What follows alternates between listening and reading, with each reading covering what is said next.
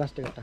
তো এইবারে আমরা লাস্ট আমাদের বড় গুম্ফা যেটা বললো ওটা ভিজিট করে আসলাম, কিন্তু এটাতেও আমাদের মনটা ভরলো না। আমরা যে আশা করে আসছিলাম যে ভুটানের একটা আলাদাই পরিবেশ পাবো, কিন্তু যতটা ভেবেছিলাম অতটাও না।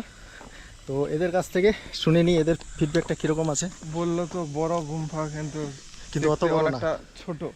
সেটা আমাদের লোকাল যেগুলো গুম্ফা থাকে, গুম্বা মন্দির সেগুলোই এটার থেকে অনেকটা বেটার। আমাদের গুম্বা কথা শালুগারা গুম্বা মন্দির, শালুগারা ওটাই বড় আছে না? ওটাই বড় আছে।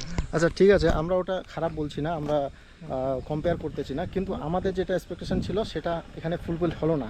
আমাদের যেটা বলা হয়েছিল যে এরকম এরকম ভিউ হবে, 3টা ভিউ, কিন্তু সেরকমভাবে কোনো ভিউ হলো না। এখানে এন্ট্রি ফি নিল পার পারসন 30 রুপি, আর ওইখানে যেটা আমরা গোল্ডেন মনেস্ট্রি ভিজিট করে আসলাম ওখানে নিল পার পারসন 50 রুপি।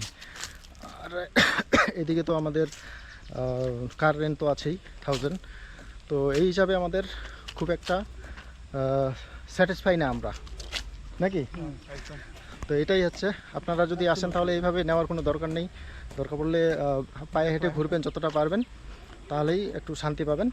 না হলে যদি আপনার টাকা থাকে তো কোনো ব্যাপার না, আপনারা ঘুরতে পারেন।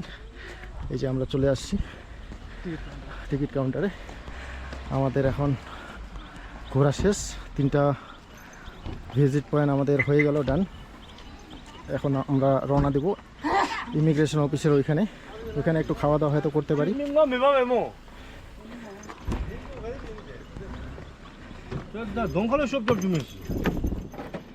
তো খাওয়া দাওয়া করে এখন দেখবো, যদি খাওয়া দাওয়া ভালো পাই তাহলে ভুটানেই খাওয়া দাওয়াটা করে নেব, দুপুরের খাওয়াটা। আর যদি খাওয়া দাওয়াটা ভালো না পাই তাহলে চলে যাব আমাদের বেঙ্গলি।